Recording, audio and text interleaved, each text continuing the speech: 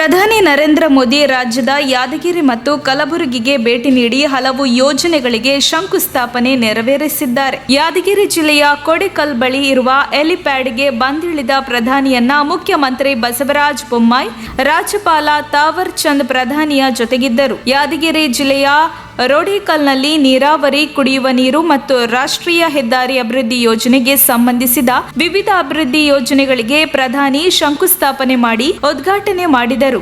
ಮುಂದಿನ ದಶಕವನ್ನ ನೀರಾವರಿ ದಶಕ ಎಂದು ಘೋಷಣೆ ಮಾಡಿದ ಮುಖ್ಯಮಂತ್ರಿ ಬಸವರಾಜ ಬೊಮ್ಮಾಯಿ ಅವರು ಹೆಚ್ಚು ಸಂಪನ್ಮೂಲ ಹಣ ಒದಗಿಸಿ ಎಲ್ಲಾ ಯೋಜನೆಗಳನ್ನ ಪೂರ್ಣಗೊಳಿಸುವ ಸಂಕಲ್ಪ ತೊಟ್ಟರು. ಭಾಷಣದಲ್ಲಿ ಪ್ರತಿ ಹನಿಯ ಸಮಗ್ರ ಬಳಕೆ ಮಾಡುವ ಮೋದಿ ಅವರ ಆಶಯವನ್ನ ವಿವರಿಸಿದರು.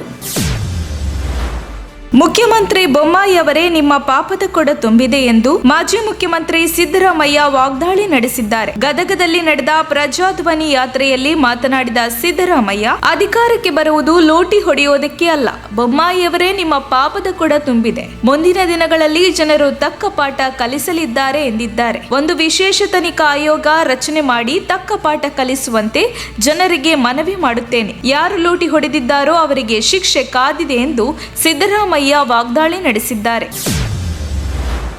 ಶಿವಮೊಗ್ಗ ತಾಲೂಕಿನ ಗೊಂದಿಚಟ್ನಹಳ್ಳಿಯಲ್ಲಿರುವ ಮೊರಾರ್ಜಿ ದೇಸಾಯಿ ವಸತಿ ಶಾಲೆಯಲ್ಲಿ 80 ವಿದ್ಯಾರ್ಥಿಗಳು ಅಸ್ವಸ್ಥಗೊಂಡು ಆಸ್ಪತ್ರೆಗೆ ದಾಖಲಾಗಿ ಗುಣಮುಖರಾಗುತ್ತಿದ್ದಂತೆಯೇ ಗಾಜನೂರಿನ ಮೊರಾರ್ಜಿ ವಸತಿ ಶಾಲೆಯ 9 ವಿದ್ಯಾರ್ಥಿಗಳು ಅಸ್ವಸ್ಥಗೊಂಡು ಆಸ್ಪತ್ರೆಗೆ ದಾಖಲಾಗಿದ್ದಾರೆ. ಶಿವಮೊಗ್ಗ ತಾಲೂಕಿನ ಮೊರಾರ್ಜಿ ವಸತಿ ಶಾಲೆಯಲ್ಲಿ ಇಂತಹ ಪ್ರಕರಣಗಳು ಹೆಚ್ಚುತ್ತಿರುವುದರಿಂದ ಆರೋಗ್ಯ ಇಲಾಖೆಗೆ ತಲೆನೋವಾಗಿ ಪರಿಣಮಿಸಿದೆ. ಶಿವಮೊಗ್ಗ ತಾಲೂಕಿನ ವಸತಿ ಶಾಲೆಗಳಲ್ಲಿ ವಾಂತಿ ಭೇದಿ ಪ್ರಕರಣ ಹೆಚ್ಚುತ್ತಿದ್ದು, ನಿಯಂತ್ರಣಕ್ಕೆ ತರಲು ಆರೋಗ್ಯ ಇಲಾಖೆ ಅವಿರತವಾಗಿ ಶ್ರಮಿಸುತ್ತಿದೆ. ಮತದಾರರಿಗೆ ಹಂಚಲು ತಂದಿದ್ದ ಕುಕ್ಕರ್ ವಾಹನದ ಮೇಲೆ ಜಿಎಸ್ಟಿ ಅಧಿಕಾರಿಗಳು ದಾಳಿ ಮಾಡಿರುವಂತಹ ಘಟನೆ ಜಿಲ್ಲೆಯ ಕುಣಿಗಲ್ ಕ್ಷೇತ್ರದ ಕಾಂಗ್ರೆಸ್ ಶಾಸಕ ಡಾಕ್ಟರ್ ರಂಗನಾಥ್ ಭಾವಚಿತ್ರವಿರುವ ಕುಕ್ಕರ್ ಬಾಕ್ಸ್ ಜಪ್ತಿ ಮಾಡಲಾಗಿದೆ. ಕುಣಿಗಲ್ ಕ್ಷೇತ್ರದ ಮತದಾರರಿಗೆ ಹಂಚಲು ತಂದಿದ್ದ ಆರೋಪ ಮಾಡಲಾಗಿದೆ. ಅಮೃತೂರ್ ಪೊಲೀಸ್ ಠಾಣಾ ವ್ಯಾಪ್ತಿಯಲ್ಲಿ ಈ ಘಟನೆ ನಡೆದಿದೆ. ಚುನಾವಣೆ ದಿನಾಂಕ ಇನ್ನೂ ಪ್ರಕಟಗೊಂಡಿಲ್ಲ.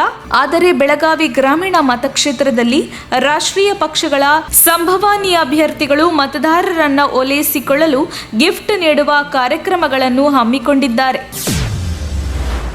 ಉತ್ತರ ಪ್ರದೇಶದ ಮೊರಾದಾಬಾದ್ನಲ್ಲಿರುವ ಹಿಂದೂ ಕಾಲೇಜಿನ ಕೆಲ ವಿದ್ಯಾರ್ಥಿಗಳು ಕಾಲೇಜಿನ ಸಮವಸ್ತ್ರದ ಬದಲು ಬುರ್ಕಾ ಧರಿಸಿಕೊಂಡು ಬಂದಿದ್ದಕ್ಕಾಗಿ ಅವರಿಗೆ ಕಾಲೇಜಿನೊಳಗೆ ಪ್ರವೇಶವನ್ನ ನಿರಾಕರಿಸಲಾಗಿದೆ. ತಮಗೆ ಬುರ್ಕಾ ಧರಿಸಿ ಕಾಲೇಜು ಕ್ಯಾಂಪಸ್ಗೆ ಪ್ರವೇಶಿಸಲು ಬಿಡುತ್ತಿಲ್ಲ, ಗೇಟ್ನಲ್ಲಿ ಬುರ್ಕಾವನ್ನು ತೆಗೆಯುವಂತೆ ಒತ್ತಾಯಿಸಲಾಗುತ್ತಿದೆ ಎಂದು ಹುಡುಗಿಯರು ಆರೋಪಿಸಿದ್ದಾರೆ. ಕಾಲೇಜಿನಲ್ಲಿ ಎಲ್ಲರಿಗೂ ಡ್ರೆಸ್ ಕೋಡ್ ಇದೆ. ಕಾಲೇಜಿನ ಯೂನಿಫಾರ್ಮ್ ಹಾಕಿಕೊಂಡು ಬಂದರೆ ಮಾತ್ರ ಕಾಲೇಜಿನೊಳಗೆ ಪ್ರವೇಶ ನೀಡಲಾಗುವುದು. ಕಾಲೇಜಿನ ನಿಯಮ ಮೀರಿದವರಿಗೆ ಒಳಗೆ ಪ್ರವೇಶವಿಲ್ಲ ಎಂದು ಕಾಲೇಜು ಪ್ರಾಧ್ಯಾಪಕರು ಆ ವಿದ್ಯಾರ್ಥಿನಿಯರಿಗೆ ಸೂಚಿಸಿದ್ದಾರೆ.